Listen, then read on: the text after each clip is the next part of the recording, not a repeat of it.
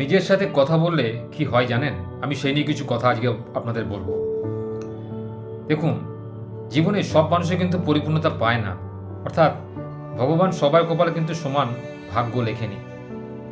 কেউ কেউ সোনার চামচ মুখোমুখিতেই জন্মেছে, আবার কারো কপালে জুটেছে শুধুমাত্র দুঃখ, হতাশা, বেদনা, একাকিত্ব ইত্যাদি। কিন্তু এইসবের থেকে ঊর্ধ্বে যদি আমরা নিজেদের সঙ্গে নিজে কথা বলতে শিখি বা জানি, তাহলে আমরা আমাদের জীবনটাকে আরও সুন্দর করতে পারবো। কারোর প্রতি আমাদের কোনো ক্ষোভ থাকবে না। নিজের যখন ভুলগুলোকে শোধরাতে পারবো, বা কোন পথে গেলে আমরা সফলতা পাবো, বা কোন পথটা আমার জন্য ঠিক বা ভুল, কোন পথটা আমার জন্য সঠিক, কোনটা বেঠিক, এর বিচারভঙ্গি যখন নিজে থেকেই করতে পারবো, কাউকে জিজ্ঞাসা না করে, কারোর সঙ্গে আলোচনা না করে, তখন কিন্তু আমাদের ঈশ্বরের প্রতি একটা বিশ্বাস জন্মাবে, নিজের প্রতি আত্মবিশ্বাস বাড়ে। আমরা নিজেদেরকে বিশ্বাস করতে শিখি, নিজের উপর নির্ভরতাটাকে অনেকটা বাড়িয়ে তুলি।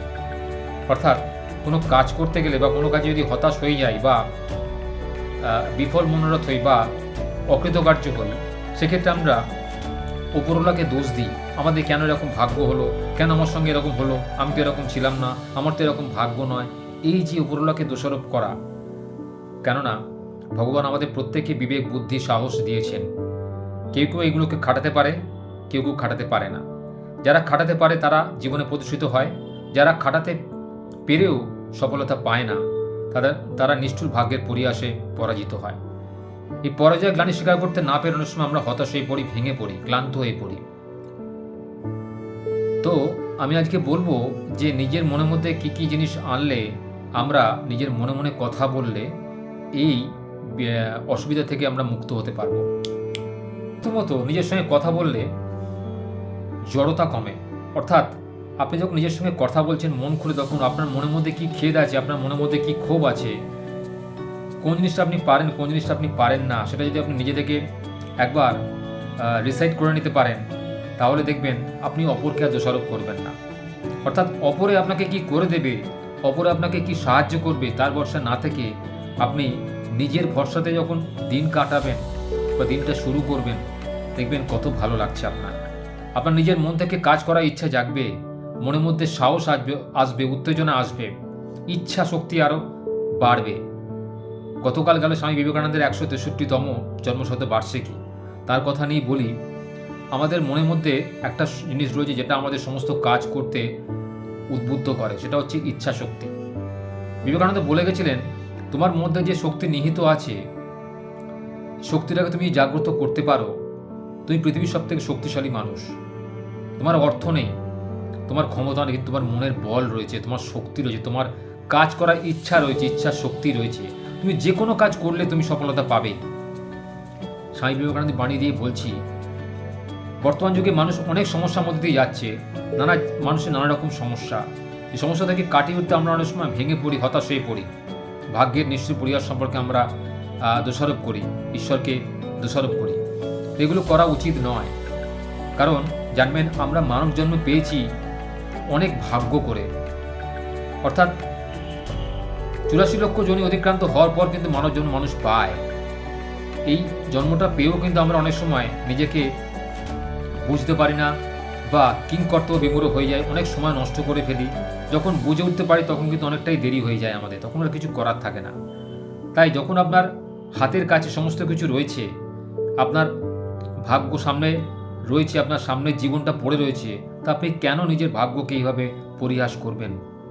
চেষ্টা করে দেখুন, দেখবেন আপনার মনের সঙ্গে যখন কথা বলবেন, মনের জড়তা আপনার কাটবে, সিদ্ধান্তগুলো সঠিক নিতে পারবেন।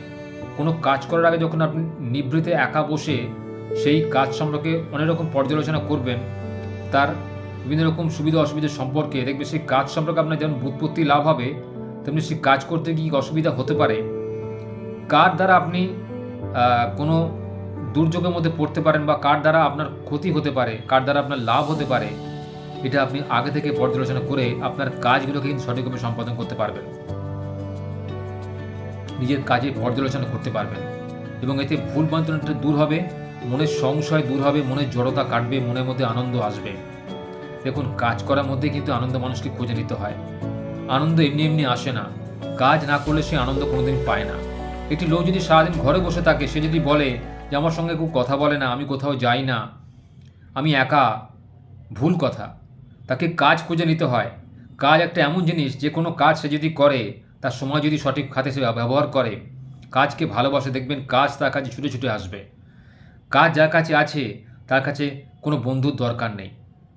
যদি একান্তই একা লাগে, বই পড়ুন, বই পড়ুন, নয়তো ঈশ্বর সাধনা করুন। দেখবেন ঈশ্বরের নাম করলে আপনার সময় যেমন কাটবে, আপনার মনের মধ্যে একটা জোর আসছে, মনের মধ্যে একটা বল পাচ্ছেন, যেন একটা অদৃশ্য শক্তি আপনাকে সাহায্য করছে, যাকে চোখে দেখা যায় না, শুধু উপলব্ধি করা যায় অন্তর দিয়ে। তাই আমার মতে বলে, নিজের মনের সঙ্গে কথা বলা কিন্তু খুব একটা খারাপ জিনিস নয়। অনেকে বলে ওই লোকটা তো মনে মনে বিড়বিড় করে, বা ওই মহিলা তো মনে মনে বিড়বিড় করে, কী জানি কী বলে, পাগল বোধহয়। কিন্তু আসলে নয়। নিজের সঙ্গে কথা বলাটা একটা আর্ট। আপনি যদি নিজের সঙ্গে কথা বলতে না পারেন, তাহলে পরের সঙ্গে কথা কী করে বলবেন? আপনি একটা অজানা লোকের সঙ্গে কথা যখন বলবেন, তখন আপনাকে অনেক কিছু কথা তাকে জিজ্ঞেস করতে হবে, বা সে আপনাকে জিজ্ঞেস করবে, তার উত্তর আপনি দেবেন কী করে? তাই আগে তার থেকে রিহার্সাল করে না ভালো নয় কি? নাটক করার আগে কেউ কিন্তু সহজেই স্টেজে নাটক করতে পারে না। আমাদের জীবনটা কিন্তু একটা রঙ্গমঞ্চ। প্রতি মুহূর্তে আমরা কিন্তু নাটক করে চলেছি। একদিন তার যবনিকা কিন্তু আসবে, নাটকের ক্লাইম্যাক্স কিন্তু হবে, প্রত্যেকে পৃথিবী থেকে চলে যেতে হবে। কেউ কিন্তু আমরা জীবিত থাকবো না সারা জীবন ধরে। যতদিন জীবিত আছি, আমাদের কিন্তু বাঁচার জন্য লড়াই করে যেতেই হবে, এবং সেটা নিজের সঙ্গে হতে পারে, পরের সঙ্গে হতে পারে, নিজের কাজের সম্পর্ক হতে পারে, নিজের ভাগ্যের সঙ্গে হতে পারে। প্রতি মুহূর্তে আমাদের লড়াই করতেই হয়, অন্যের জন্য, অর্থের জন্য, নিজে ভালো থাকার জন্য, অপরকে ভালো রাখার জন্য, ইত্যাদি ইত্যাদি। তাই আজ থেকে সময় নষ্ট না করে নিজের সঙ্গে কথা বলুন, দেখবেন আপনার ভাগ্য তরতর করে উন্নতি হচ্ছে।